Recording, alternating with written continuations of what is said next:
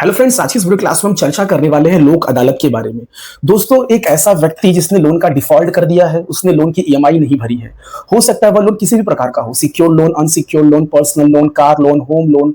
Education loan, किसी भी प्रकार का कोई भी लोन हो, और वह व्यक्ति लोन लेने के बाद उस लोन की ईएमआई को रेगुलर मैनर में नहीं भरता है, उसकी जो लोन की जो अमाउंट, जो ड्यू अमाउंट है, उसका रीपेमेंट नहीं करता है, और ऐसे में आगे चलकर उस व्यक्ति को लोक अदालत की नोटिस आ जाती है दोस्तों। तो ऐसे में यदि वह व्यक्ति लोक अदालत की नोटिस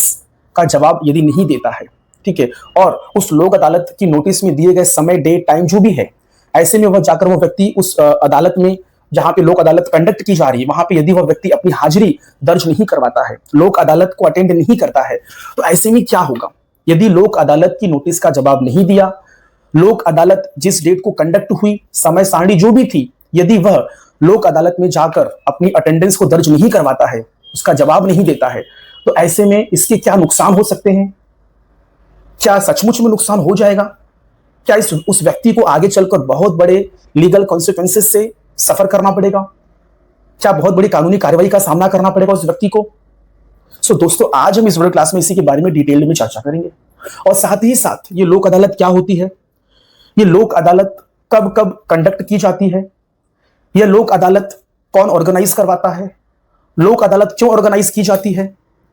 इसके फायदे क्या है लोक अदालत ऑर्गेनाइज करवाने के, इसके बारे में भी आज हम इस वीडियो क्लास में डिटेल में विस्तार में चर्चा करेंगे। डियर फ्रेंड्स, सबसे पहले तो आपको यह समझना कि ये लोक अदालत क्या होती है। दोस्तों, ये लोक अदालत, ये जो जनता जो होती है, जनता जनार्दन या फिर पीपल्स, हम और आप जैसे लोगों की कोर्ट होती है। जो लोग कोर्ट कचहरी के मामले में फंस जाते हैं, या फिर उनको ऐसा लग रहा है कि मेरा यह मामला कोर्ट में जा सकता है, या फिर उनका कोई मैटर है जो कोर्ट कचहरी में काफी लंबे समय से लंबित है, और वह कोर्ट कचहरी के मामले से छुटकारा चाहते हैं, कोर्ट कचहरी जा जाके थक चुके हैं, और वो चाहते हैं कि मेरे इस मैटर को कम समय में, जल्द से जल्द, स्पीडी मैनर में मेरा यह जो मुकदमा है, जो केस है, ये खत्म हो जाए। तो ऐसे में हमारी जो सरकार है, हमारी जो गवर्नमेंट है, जो इंडिया, भारत सरकार हमारी जो है, हमारा जो नियम कानून, जो लॉ है, इन्होंने क्या किया है, इन्होंने एक लोक अदालत वाला कॉन्सेप्ट जो है वह बनाया है दोस्तों। डियर फ्रेंड्स, यह जो लोक अदालत है, यह हमारे देश में, हमारे भारत में कब आया था?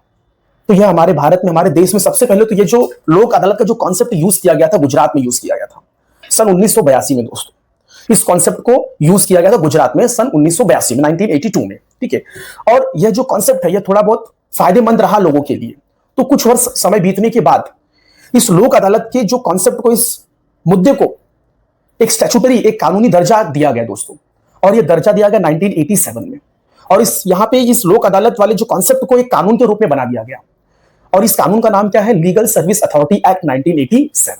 इसको एक कानूनी रूप से दर्जा दे दिया गया। तो लोक अदालत यह एक कानून है, ठीक है। और जब यह कानून बन गया, तो इस कानून में लोक अदालत कैसे कंडक्ट होगा, लोक अदालत कौन कंडक्ट करवाएगा, और उस लोक अदालत के अंदर कौन कौन से मैटर चलेंगे, इसके बारे में डिटेल में इस कानून में चर्चा की गई है। और लोक अदालत के द्वारा जो भी अवार्ड, ऑर्डर, डिक्री जो भी पास की जाती है, उसकी मान्यता क्या होगी, उसकी वैल्यू क्या होगी, वो भी सारी चीजें डिटेल्ड में इस कानून में इसकी चर्चा की गई। डियर फ्रेंड्स, यह जो लोक अदालत है, यह लोक अदालत पीपल्स की कोर्ट होती है, जनता की कोर्ट होती है। यहां पे लोग अपने मैटर्स को लेके आते हैं, और इस कोर्ट में अपने मैटर्स को शॉर्ट आउट करवाते हैं, सेटल्ड करवाते हैं। दैट मीन्स कि कॉम्प्रोमाइज करवाते हैं, एक समझौते वाला कोर्ट है। इस कोर्ट में होता कौन है? इस कोर्ट में हमारे जो रेगुलर कोर्ट के जो हमारे जो मजिस्ट्रेट साहब, जो जजेस होते हैं, वो यहां पर बैठते हैं। इस कोर्ट में जो मजिस्ट्रेट साहब, जो जजेस होते हैं, वो इनफॉर्मल तरीके से बैठते हैं। समझो कि ये जो मामला, ये जो लोक अदालत जो कंडक्ट होती है, यह रेगुलर कोर्ट की तरह नहीं होती है, ये आउट ऑफ द कोर्ट। समझो कि एक मेडिएशन, एक कॉन्सिलिएशन वाला कॉन्सेप्ट है। ये एक अल्टरनेट डिस्प्यूट रेजोल्यूशन है, एक मैकेनिज्म है, जहां पर क्या होता है, out of the court matters को सेटल किया जाता है, ठीक है। जब दो पक्षों के बीच में कोई डिस्प्यूट, कोई मैटर हो जाते हैं, तो उस मैटर को इस लोक अदालत में रिफर करके यहां पे कम समय में, स्पीडी मैनर में, यहां पे इस मैटर को रिजॉल्व किया जाता है। तो यहां के जो ऑफिसर्स होते हैं, लोक अदालत कोर्ट के जो ऑफिसर्स होते हैं लोक अदालत के, वो कौन होते हैं? हमारे जो रेगुलर कोर्ट के जो मजिस्ट्रेट साहब या फिर जजेस जो होते हैं, वो क्या करते हैं, अपनी सर्विसेज यहां पे प्रोवाइड करते हैं। वो यहां पे फॉर्मल तरीके से बैठकर दो पार्टियों के बीच में जो मैटर्स रहते हैं, उस मैटर को ये रिजॉल्व करते हैं दोस्तों। तो डियर फ्रेंड्स, ये जो लोक अदालत जो कंडक्ट की जाती है, इस लोक अदालत को कंडक्ट कौन करता है? तो हमारी जो लीगल सर्विस अथॉरिटी जो है, वो क्या करती है? लोक अदालत को कंडक्ट करती है। अब ये जो लोक अदालत है, यह नेशनल लेवल पे, राष्ट्रीय लेवल पे भी कंडक्ट होती है, डिस्ट्रिक्ट लेवल पे भी कंडक्ट होती है और स्टेट लेवल पे भी क्या होती है, कंडक्ट होती है। तो सो डियर फ्रेंड्स, अब ये जो लोक अदालत जो कंडक्ट की जा रही है, ये कब कब की जाती है? आमतौर पर ये जो होते हैं, ये पेरियोडिकली लाइक 3-3 महीने पे, साल में कम से कम 4 बार तो ये कंडक्ट होती है। सो 3-3 महीने पे क्या होती है, ये कंडक्ट होती है। अब कैसे आपको पता चलेगा कि ये लोक अदालत कब कंडक्ट हो रही है, कहां कंडक्ट हो रही है? सो आमतौर पे आपके जो कोर्ट्स होते हैं, आपके डिस्ट्रिक्ट लेवल पे जो कोर्ट होते हैं, आपके जुरिसडिक्शन के जो कोर्ट होते हैं, वहीं पर क्या होती है, लोक अदालत कंडक्ट की जाती है। अब कैसे पता चलेगा आपको? यदि आपके मैटर्स कोर्ट में पेंडिंग पड़े हैं, यदि आपके मैटर्स कोर्ट में जाने वाले हैं और आप कोर्ट कचहरी से आप यदि वाकिफ हैं, तो आप यदि कोर्ट वगैरह में जाते हैं तो वहां पे आप जाएंगे तो कोर्ट के बाहर, वहां पे कोर्ट के प्रीमाइसेस में डिस्प्ले पे लगा रहता है कि ये फला फला ये डेट पे लोक अदालत कंडक्ट की जाने वाली है। और सोशल मीडिया के थ्रू हुआ, यदि आपके कांटेक्ट में आपके एडवोकेट अधिवक्ता है तो उनसे भी आप संपर्क करके लोक अदालत कब लगेगी आप उस डेट को जान सकते हैं दोस्तों।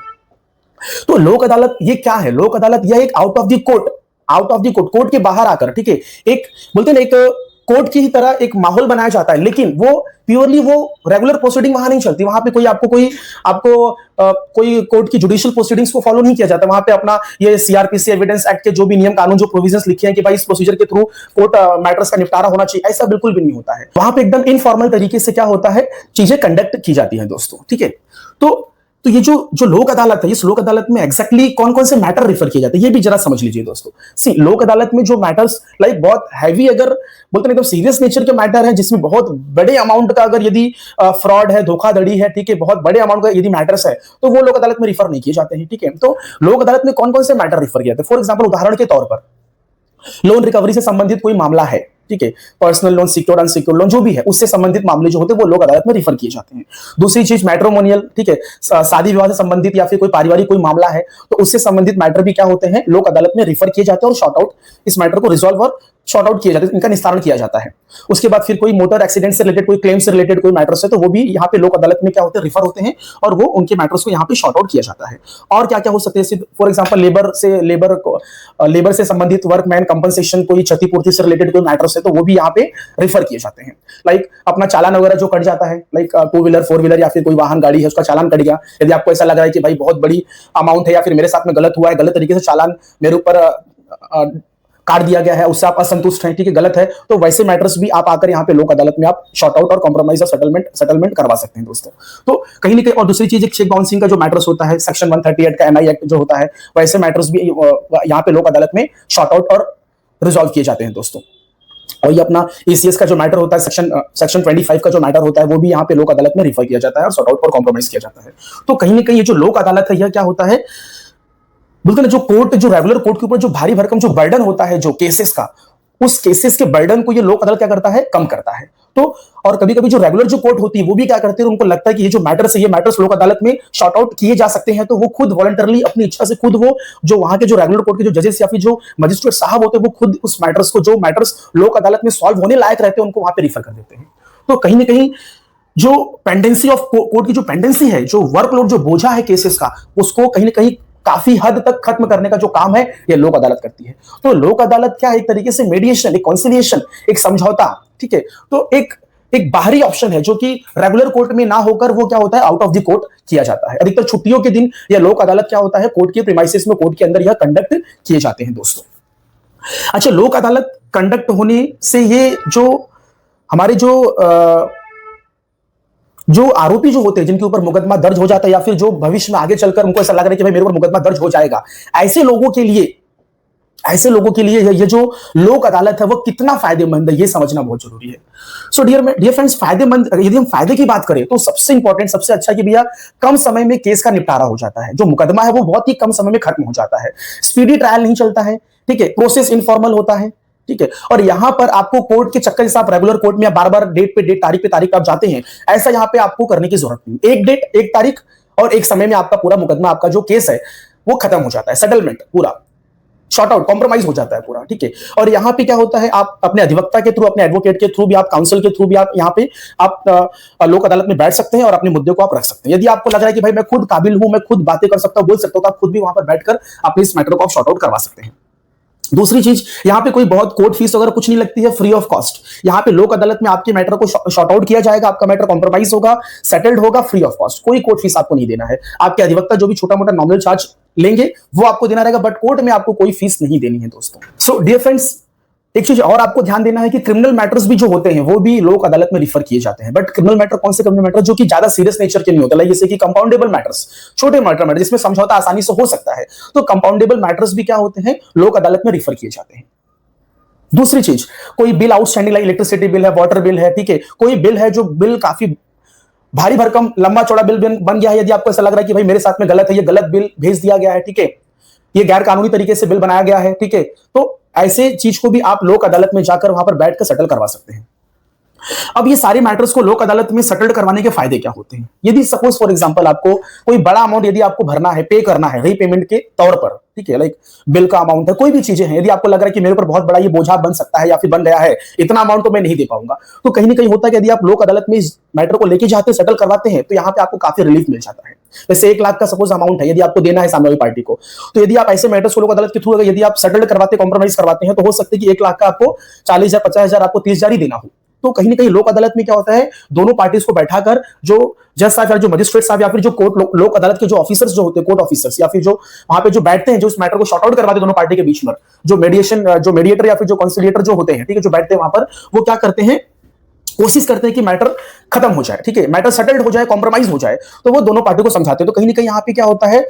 जिसके ऊपर एक ऑब्लिगेशन, जो एक लायबिलिटी, जो बोझा होता है अमाउंट पे करने का, उसको बहुत मतलब अधिक से अधिक उनको रिलीफ मिल जाता है। इतनी मेरी गारंटी है कि रिलीफ मिलेगा 100%। तो लोक अदालत में जाने के ये फायदे हैं कि भाई अगर आपको बड़ा अमाउंट देना है तो उसमें कुछ आपको 40 50 60 70% आपको रिलीफ मिल ही जाता है। आपको उसके अंदर आपको कम पैसे में आपका जो मैटर, आपका जो केस है वो खत्म हो जाता है दोस्तों। अब मैं इस मुद्दे पे आता हूं कि भाई यदि आप लोन के बोरोवर है, आप लोन के डिफॉल्टर है, ऐसे में यदि आपको लोक अदालत की नोटिस आ जाती है, ठीक है, यदि आपके पास पैसे हैं,